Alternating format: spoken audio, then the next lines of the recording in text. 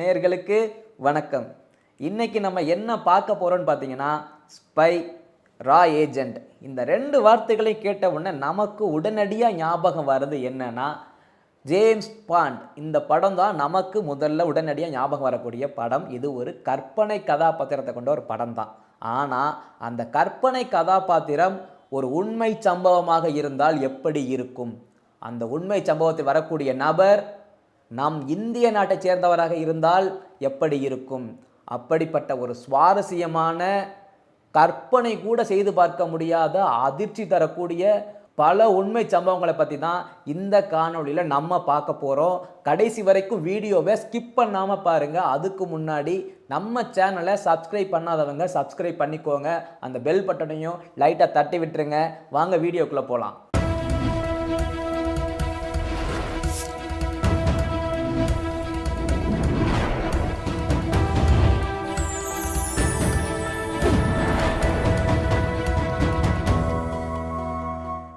அந்த கற்பனை கதாபாத்திரம் நிஜமானால் நிஜம்.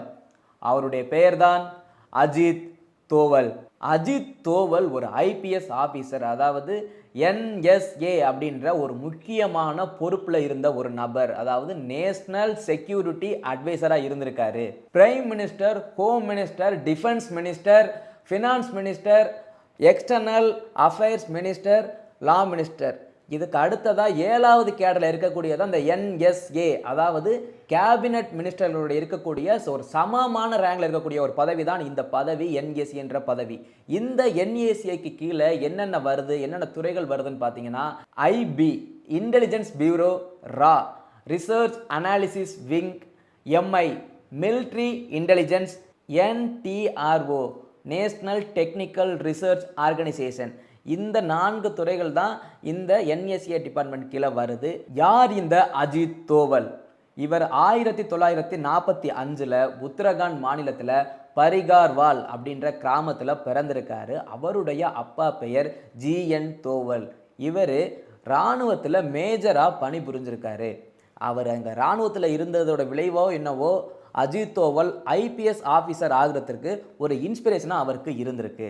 ராஜஸ்தானில் அஜ்மீர்ன்ற நகரத்தில் கிங் சார்ஜ் ராயல் மிலிட்ரி அப்படின்ற ஸ்கூலில் தான் இவர் தன்னுடைய பள்ளி படிப்பை முடிச்சிருக்காரு. அடுத்ததாக 1967 ஆக்ரா யூனிவர்சிட்டியில் எக்கனாமிக்ஸில் மாஸ்டர் டிகிரியும் இவர் முடிச்சிருக்காரு. 1968 கேரளா கேடரில் ஐபிஎஸ் அதிகாரியாக பதவி ஏற்கிறார்.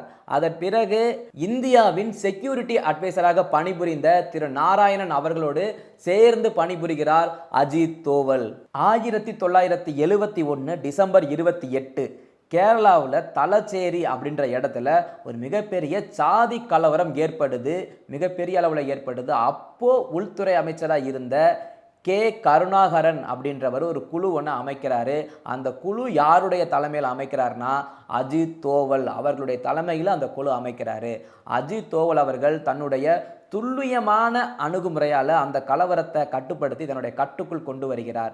இந்த ஒரு சம்பவம் உளவுத்துறை மத்தியில் ஒரு முக்கிய நிகழ்வாக பார்க்கப்பட்டது. அந்த நேரத்தில் 1980களில் நம்ம இந்திய நாட்டுக்கு ஒரு மிகப்பெரிய தீவிரவாத அச்சுறுத்தல் இருந்தது.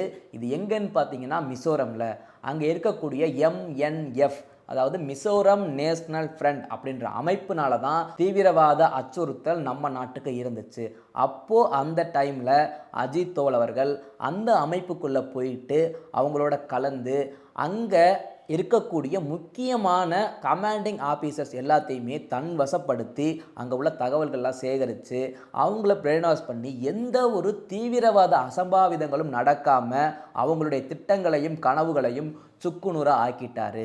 நம்ம இந்திய நாட்டுக்கு வர இருந்த ஒரு பேராபத்தை தடுத்து நிறுத்த ஒரு முக்கிய காரணமாக இருந்திருக்காரு அஜித் தோவல் அவர்கள்.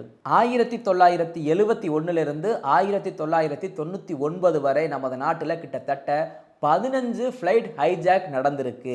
இந்த ஹைஜாக்கில் நமது மக்களுக்கோ அதில் பயணம் செஞ்ச பயணிகளுக்கோ நமது நாட்டிற்கோ எந்த ஒரு சிறு பாதிப்பும் இல்லாமல் அந்த 15 அந்த ஹைஜாக்கையுமே சூப்பராக ஹேண்டில் பண்ணி சாதுரியமாக கையாண்டு வெற்றி பெற்றுள்ளார்.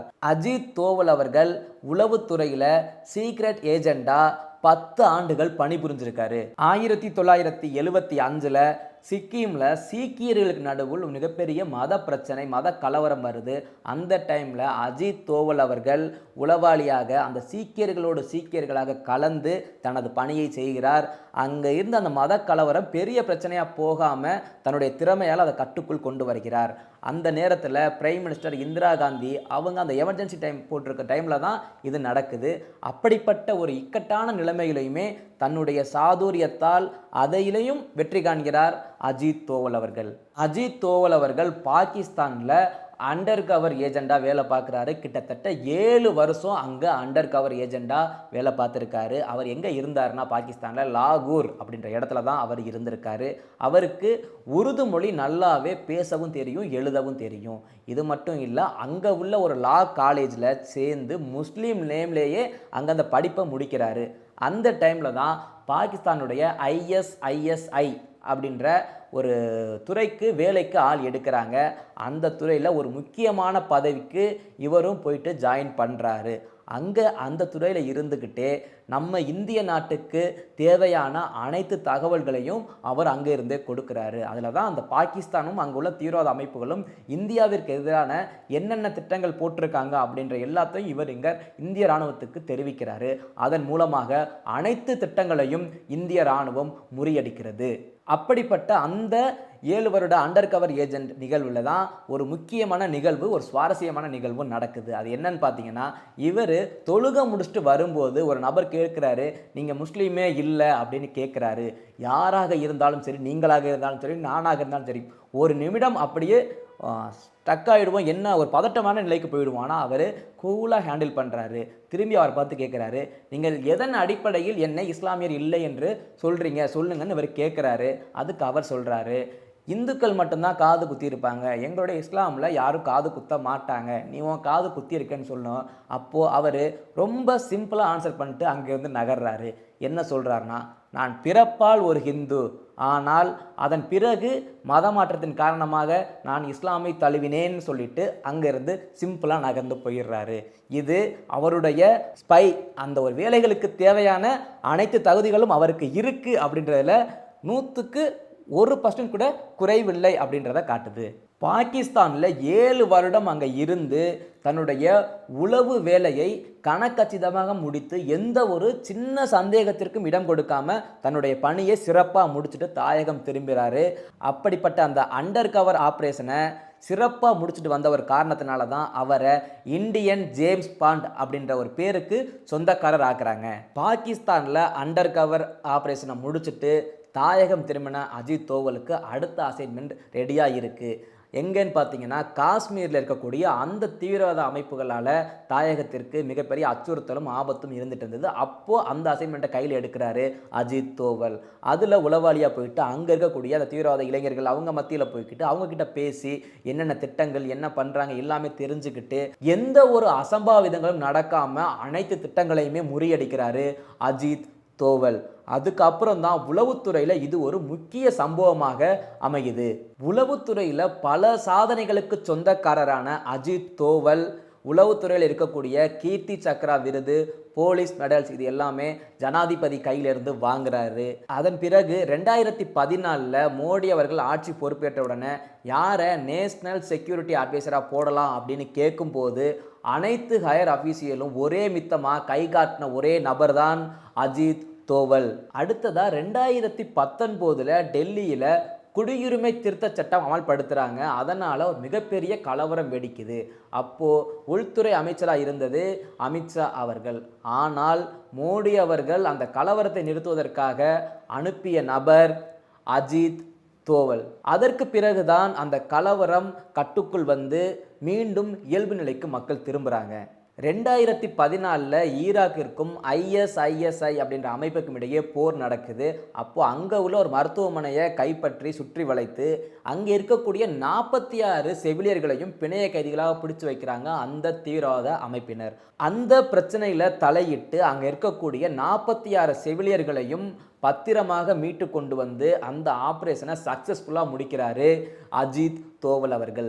நமது நாட்டு பிரச்சனையில் மட்டும் இல்லை, அடுத்த நாட்டு பிரச்சனையிலையுமே தலையிட்டு அதிலையும் வெற்றி கண்டவராகிறாரு அஜித் தோவல். 2015 இந்திய இராணுவத்திற்கும் மணிப்பூரில் இருக்கக்கூடிய தீவிரவாத அமைப்பிற்கும் இடையே போர் நடக்குது. அந்த மணிப்பூர் தீவிரவாதிகள் யாருடைய ஆதரவாளர்கள் பார்த்தீங்கன்னா பாகிஸ்தானின் தீவிரவாத அமைப்புகளோட ஆதரவாக இருக்காங்க. ஸோ இந்திய இராணுவத்திற்கும் அவங்களுக்கும் இடையே போர் நடக்குது. அதில் 20 இராணுவ வீரர்கள் கொல்லப்படுறாங்க. அந்த இராணுவ வீரர்கள் கொல்லப்பட்ட அடுத்த கணமே அவர்களுக்கு தகுந்த பதிலடி கொடுக்கும் விதமாக பாகிஸ்தானில் தீவிரவாத அமைப்புகளின் தலைமையிடமாக இருக்கக்கூடிய நாகா அப்படின்ற இடத்தை சிறு சுவடுகள் கூட தெரியாத அளவுக்கு அடித்து தரமட்டமாக்கப்படுகிறது. அந்த அண்டர் கவர் ஆபரேஷனுக்கு சொந்தக்காரர் அஜித் தோவல்.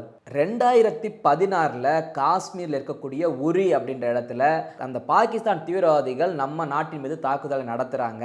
அவர்களுடைய தாக்குதலுக்கு தக்க பதிலடி கொடுக்கும் விதமாக இந்திய இராணுவம் பாகிஸ்தான் எல்லையை கடந்து சென்று பாகிஸ்தானில் இருக்கக்கூடிய அங்க இருந்த அந்த டெரரிஸ்ட் பங்கு மொத்தத்தையுமே ஒட்டு மொத்தமா அடியோடு அழிக்கிறாங்க. அந்த அழிவு நிகழ்வுக்கும் தலைமை பொறுப்பு ஏற்கிறார் அஜித் தோவல். 2019 புல்வாமா தாக்குதல், இதை அறியாதோ நம்ம நாட்டில் யாருமே இருக்க மாட்டோம். அப்படிப்பட்ட அந்த துயர சம்பவம் முடிந்த அடுத்த கணமே, அந்த 40 வீரர்களும் இறந்த அடுத்த கணமே உடனடியாக ஒரு திட்டம் தீட்டி நாடு விட்டு நாடு அந்த பாகிஸ்தான் நாட்டுக்குள்ளே சென்று அங்கே இருந்த ஒட்டுமொத்த தீவிரவாத அமைப்புகளையுமே அடியோடு இனி தீவிரவாத அமைப்புகளே இருக்கக்கூடாது என்ற எண்ணத்தோடு ஒட்டுமொத்த தீவிரவாத அமைப்புகளையுமே அடியோடு அழிக்கின்றனர் நமது இந்திய இராணுவத்தினர். அப்படிப்பட்ட அந்த ஆபரேஷன் தான் சர்ஜிக்கல் ஸ்ட்ரைக். இந்த ஆபரேஷனுக்கு ஒரு முக்கியமான மாஸ்டர் பிரெயின் யாரா இருந்திருக்காங்க அப்படின்னு பார்த்தா அதுவும் அஜித் தோவல் அவர்கள் தான். இப்படிப்பட்ட ரா ஏஜென்ட் ஸ்பை இந்த மாதிரி பணிகளில் ஈடுபடக்கூடிய இராணுவ வீரர்களாக இருக்கட்டும், உளவுத்துறை சேர்ந்தவர்களாக இருக்கட்டும், இந்த மாதிரி ஒரு முக்கியமான பணிகள் எல்லாம் அவங்க ஈடுபட்டு இருக்காங்க. குறிப்பாக அவங்களுடைய உற்றார் உறவினர்கள் கூட தான் என்ன பணி செய்கிறோம் அப்படின்றது தெரியாத அளவுக்கு அவங்க அந்த பணியை தொடரணும். அதில் குறிப்பாக அஜித் தோவல் அவர்கள் 25 ஆண்டு காலம் இந்தியாவின் அண்டர் கவர் ஆப்ரேஷனில் இருந்துட்டு வந்திருக்காரு. இப்படிப்பட்ட நபர்கள் எல்லாம் நம்ம தாய்நாட்டுக்கு கிடைச்சிருக்காங்க அப்படின்னு சொல்லும்போது கர்வமாகவும் இருக்குது, பெருமையாகவும் இருக்குது. அந்த நபர்களுக்கெல்லாம் நம்ம இந்திய தேசத்தின் சார்பாகவும் என்னுடைய சார்பாகவும் இதை பார்க்கும் உங்களுடைய சார்பாகவும் ஒரு ராயல் சல்யூட். இந்த காணொளி பற்றின உங்களோட கருத்துக்களை கமெண்ட் பாக்ஸில் பதிவிடுங்க. இதே போல் சுவாரஸ்யமான தகவல்களோட நான் உங்களை அடுத்த காணொளியில் சந்திக்கிறேன். அதுவரை உங்களிடமிருந்து விடைபெறுவது நான் உங்கள் அரவிந்த்.